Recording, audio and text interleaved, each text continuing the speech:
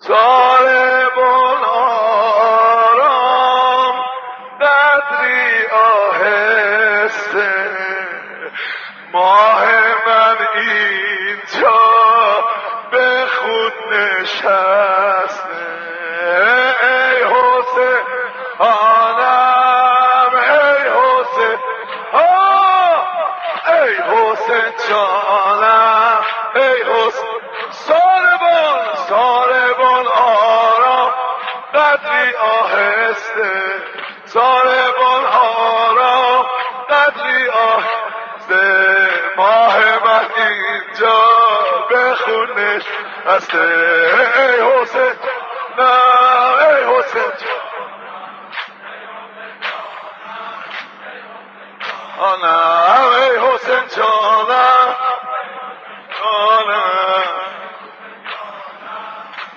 اینو گفتم به اینجا برسم نتیجه بگیرم بچه هایی دارن نگاه میکنن عمه با بدن بابا چه میکنه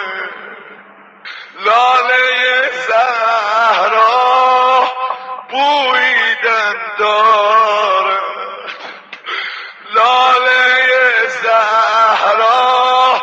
بویدن دارد حنجر خونی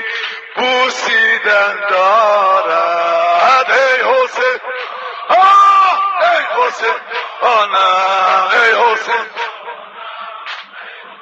آنم ای حسین نه ساربان آرام قدری آروم تر برو رام قدری ماه من اینجا در خون نشه ای حسین جانم ای حسین جانم ای حسین یه نگاه به دور و بر انداخت صدا زد حسینم باغبان این دشت خون هستم باغبان این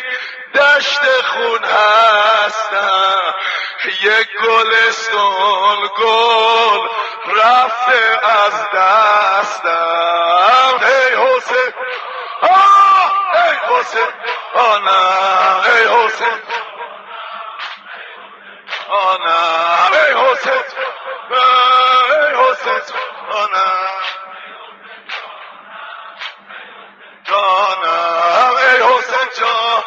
ای حسین جانم ای حسین